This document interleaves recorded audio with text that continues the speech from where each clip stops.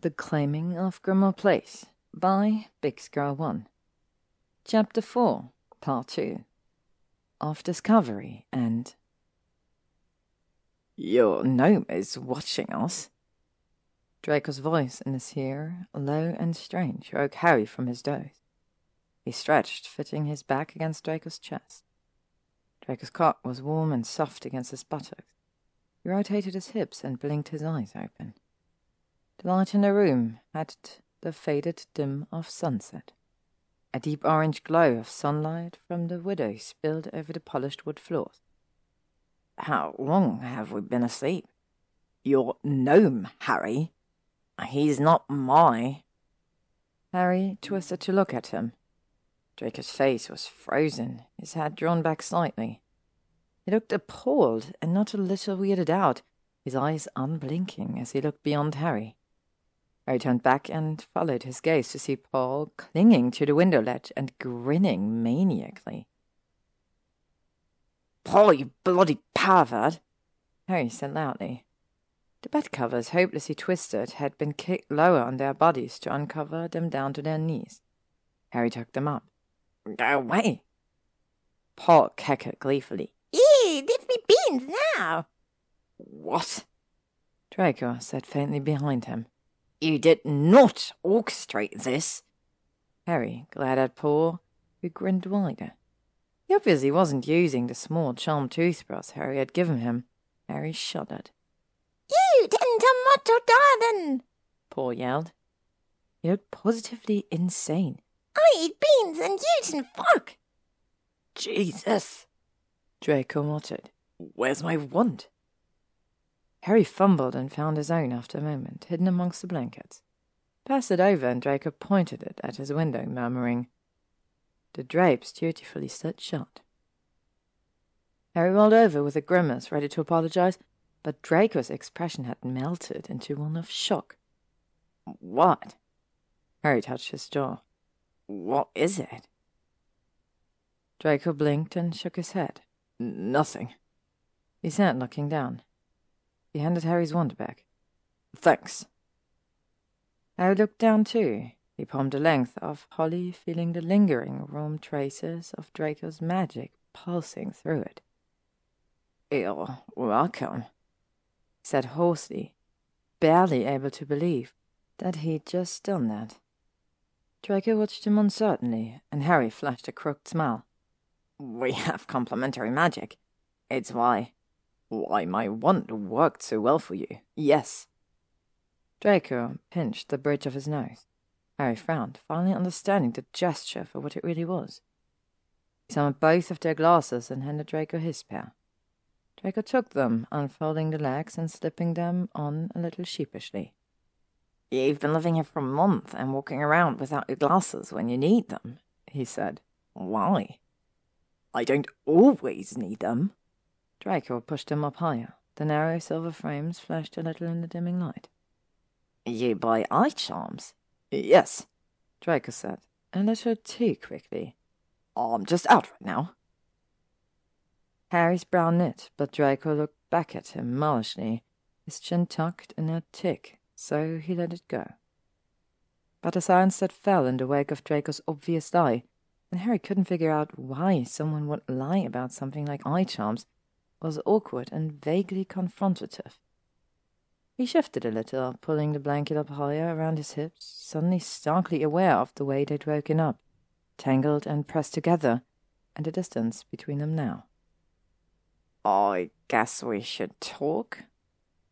Draco sighed. He scooted back a little more. "If we must."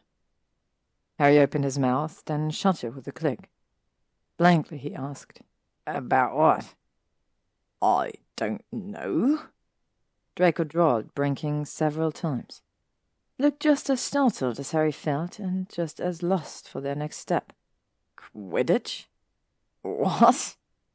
Harry laughed louder when Draco grinned and joined in. It felt like a balloon expanding in Harry's chest, filling him up with lightness as they grinned at each other helplessly. He thought of the times he'd laughed like this in his life before, with Ron or Hermione or Ginny, and the sheer wonder of it, of being able to laugh with Draco, naked in bed, still wanting him, caused him to dissolve into near hysteric giggles. He didn't even know what they were laughing about, really, except that it felt so good to see Draco look at him, bright and amused and opened, that he wished they'd never stop. They did eventually, the sound fading like the light from the window. Still they continued to smile, looking at each other. Then Draco reached down, whipped fast, and pulled Harry towards him, kissing him deep. Harry groaned, hands coming up under Draco's arms to press against his shoulders and pull him closer. He swiveled, sliding them down and rolling them until his chest was draped over Draco's, their kiss unbroken. Finally, he pulled away. "Oh, I'm sorry," he said, breathless. The words that wouldn't come out before now poured out into a rush. "Oh, I didn't know what the spell would do back then. I didn't mean to hurt you, not like that, except you, Harry grimaced. Draco's lips were swollen and his neck was covered in stubble burn. His hair was messy and soft under Harry's hand. He stared up at Harry, wide-eyed and silent, his lips parted. Harry sucked in a deep breath and continued. "And I'm sorry that I didn't do more for you back then. That I was so obsessed with being right about you, I never bothered to find out if I could do something to change things. Maybe I could have—" "Potter, stop," Draco said. He shook his head, laughing again. Though the sound shared no components with giddy laughter from a few minutes prior, rough and disbelieving as it was. "I can't fucking believe this." "What?" Draco's arm slipped from around his shoulders, his hand settled at Harry's waist. "You're apologizing to me? Finally," Harry said earnestly, frowning when Draco glowered at him. "Potter, I tried to crucial you. I know, but walked in on me crying, followed me around because you guessed correctly, I might add, that I was a Death Eater?" Draco asked archly. He tilted his head sideways on the pillow, looking at Harry thoughtfully. "Could have stopped me from becoming one in the first place?" Harry flushed. "Stop being such a bloody hero. I really hate that about you, and if you ever try to do it with me again, it will be too soon. I took the mark. I took it, Harry. He was in my home, but it was a choice I made. Stop being so responsible for everyone else," Draco said. "You were a kid. You were influenced to do certain things. Are you going to try to convince me that you weren't?"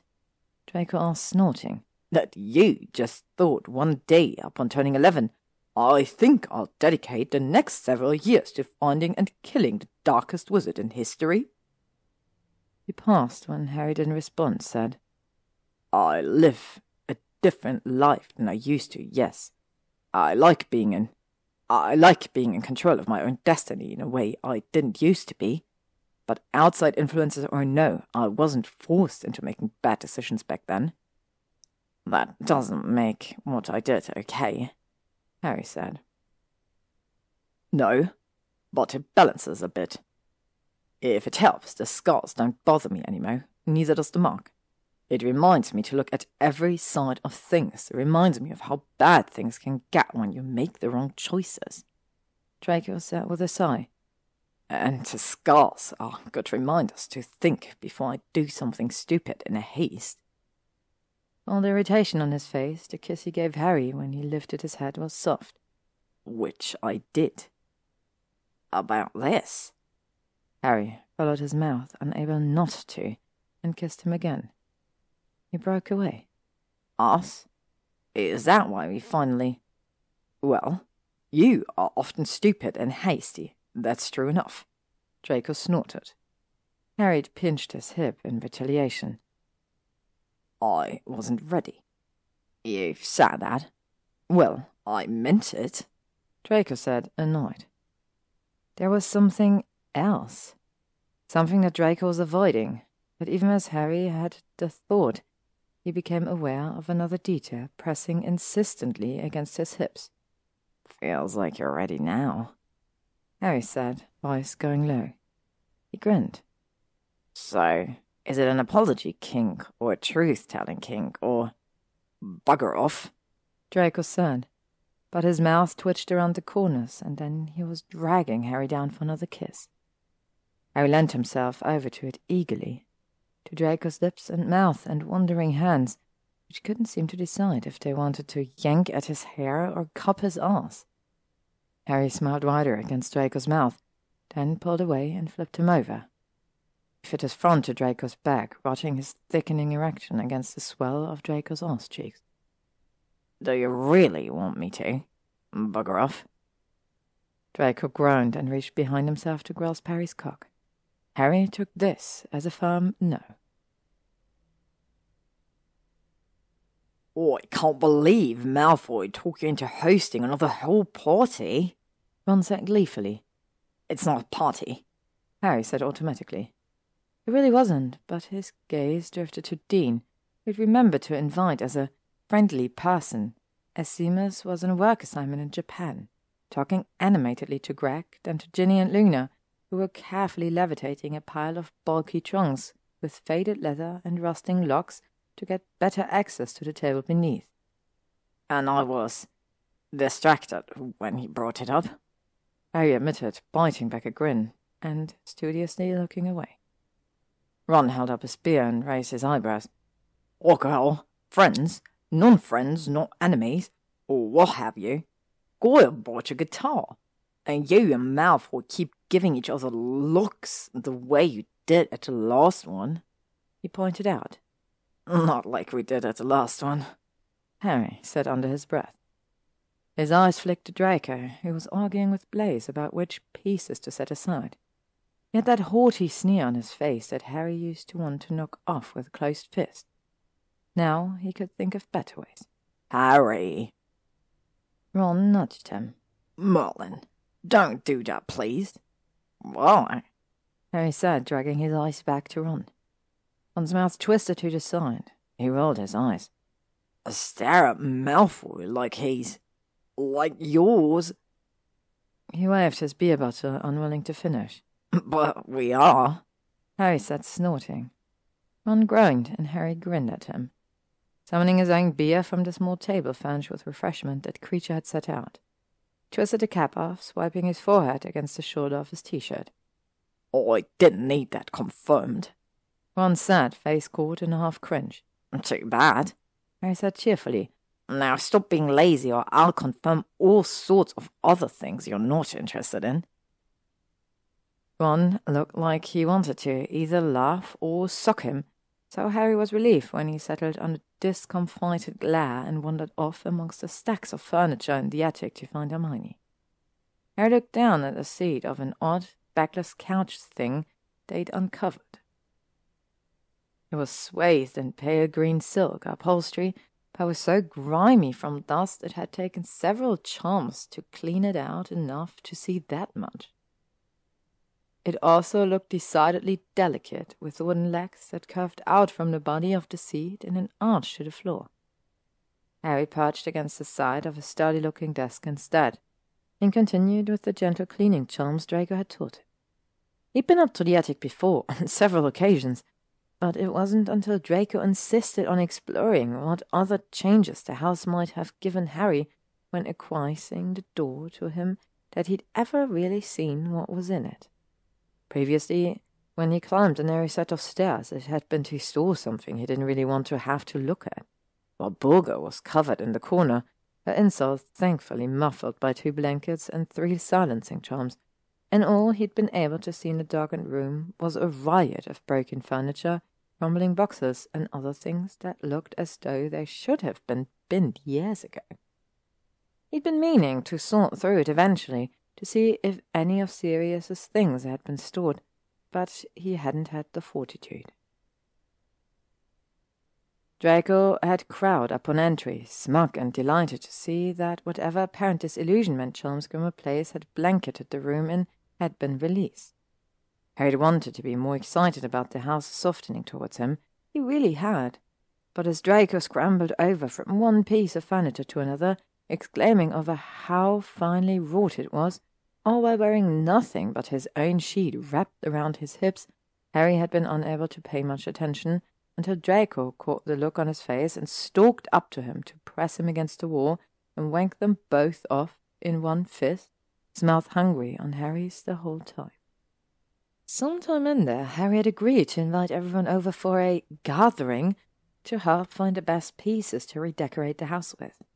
At least he thought so. The sheer amount of orgasms he'd had in the last week might have had something to do with how forgetful he'd become. Draco was still gone a lot, oftentimes not coming back until late, and usually up and ready before Harry was in the mornings these days. But whenever they were in the same room, it was like sheer magnetic force drew their clothes off and their bodies together. In fact, this was the longest amount of time they'd gone fully clothed, and despite the other people around, Harry was still half tempted to.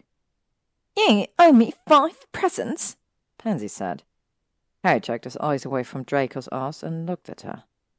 Her lips were curled in a decidedly self-satisfied smile. "But I won't refuse more." "For what?" Harry asked, snorting. "I'm not responsible for any of Ginny's orgasms anymore. I'm certainly not giving her extra gifts for bestowing them on her, or Luna." Pansy grinned. "That part I do for free. When we're all in the mood, I mean. I mean for Draco." Harry slanted her glance, amused. "Like a trade?" "Well," she sniffed, arching a brow, "of course I'm not giving up all access, but I did help you," she said. "How? By telling me about your party?" She looked annoyed, and Harry bit back a smile. "Are you really as oblivious as everyone always says? Because I'd always thought it was a bit of a cover. But if they've been right this whole time..." Harry sighed. He nudged her wrist and indicated a faded, dirt-covered mirror with what looked like be-silver gilding. "Honestly, sometimes not," he allowed. Pansy smirked. She began casting over the mirror, slowly cleaning off the mark of age and disuse, her nose wrinkling while she worked. 10 presents? "You'll get the 5 I promised," Harry said flatly. "Expensive ones?" "Aren't you rich?" Harry joked. "Can't you buy everything you want for yourself?" Face paling, Pansy's one arm dropped. She shot him a furious glare. "Is this one of the times, or are you deliberately being an ass?" "What?" Harry blinked, unable to figure out how she'd gone from almost friendly to vibrating with anger. "I'll get you expensive gift, Jesus, I was kidding. What's the big deal?" She shook her head, her pale complexion going pink. Never mind, she said. "Just be grateful I'm not revoking your invitation, which is only for Draco's sake." Harry's mouth dropped open as she tossed her hair and flounced off, heading over to Draco. She leaned in, mouth moving quickly as she interrupted his discussion with Blaise, and, at Draco's stilted nod and his uneasy glance in Harry's direction, headed down the stairs.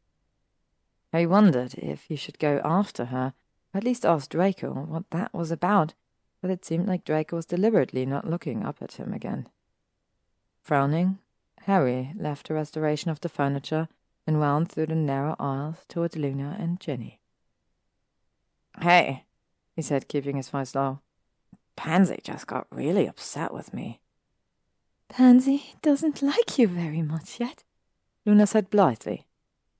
Ginny looked up and nodded, then resumed trying to levitate several boxes at once without toppling the stack so she could uncover a set of matching table chairs. "She still thinks you're potentially a lot darker than you seem, and are highly sensitive as well. Plus, she doesn't like how long it took you to invite Draco out." Flummoxed at the wealth of information in those few sentences, although he'd been aware that Pansy wasn't the biggest fan, Harry paused for a moment. "Okay, no.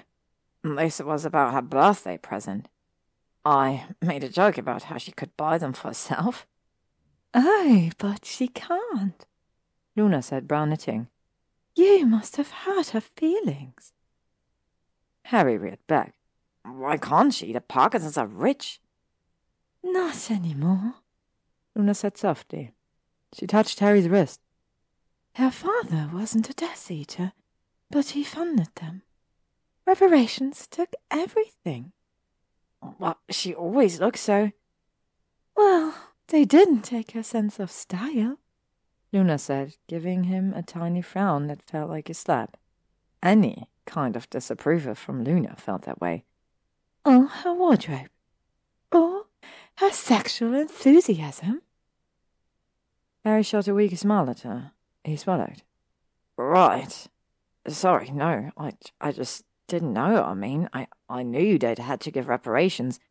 Draco's family had to give up the manor because of Voldemort lived there even. I just didn't know it had gotten bad. He rolled his lips between his teeth. Should I say something? Apologize? Your apologies are very heartfelt, Harry, Luna said, but it felt more like a no than anything else. Well, what if I need to go? Draco sat behind him. Harry frowned. He gave Luna's shoulder a thank you squeeze and turned. What? Why? Harry asked, following Draco as he started to walk back through the aisle. They stopped near the stairways.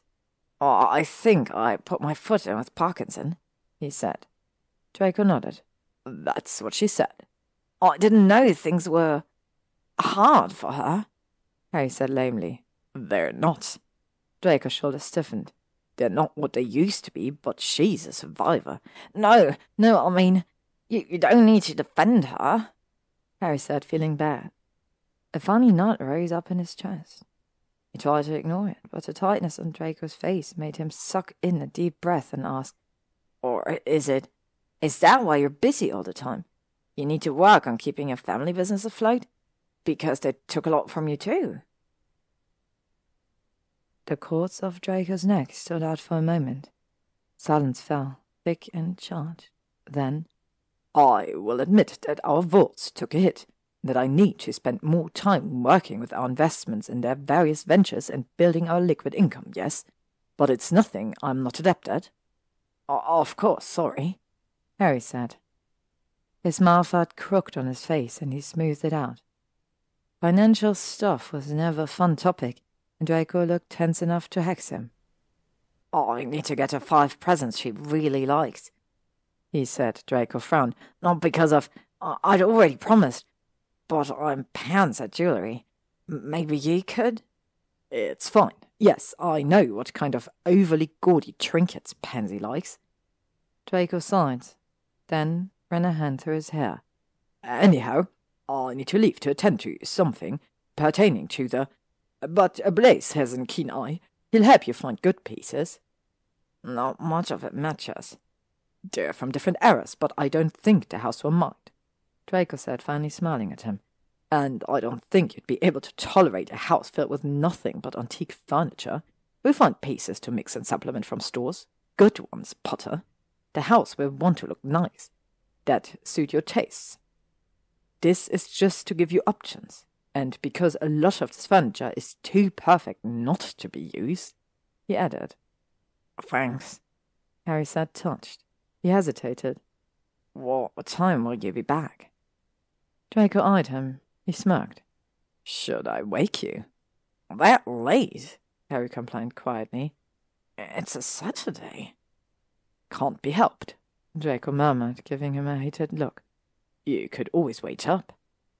Harry snickered. Because it will matter. Not in the least. Draco raised an eyebrow in tacit promise and started to draw away. Harry caught him by the arm and pulled him closer. Harry?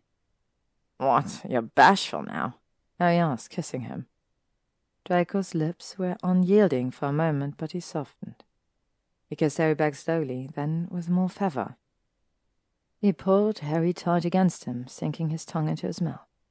Harry groaned, notching his hips into Draco's. Panting, Draco ripped his mouth away, and Harry stared at the way his face had pinked up. Oh, you have to leave the second. Draco swore under his breath. He rolled his hips as well, then flipped 2 fingers at Blaise, who whistled.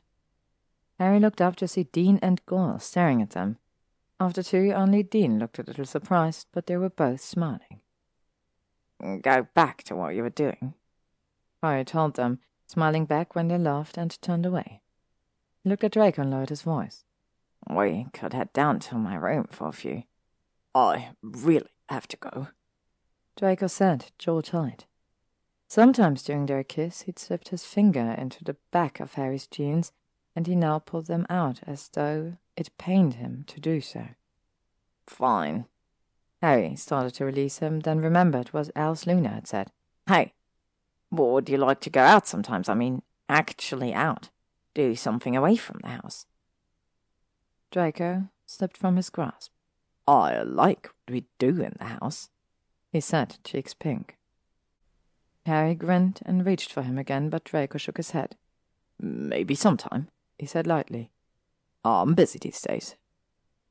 He tossed a hand up in a hurried wave, then practically sprinted down the stairs. Harry stared after him, mouth drawing down for a long moment, before turning around and getting back to work. To be continued.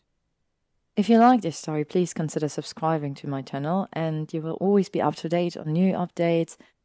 The other stories I will record, there will be a lot more Drarry. There is something really special planned for October that also involves a lot of Drarry as well as other pairings, and I would really appreciate it if you could hit this little subscribe button and follow me along on my little podfic journey. As always, I thank you so much for listening to this story. If you'd like to stay up to date on upcoming chapters and stories, you can follow me here on Spotify or also on AO3.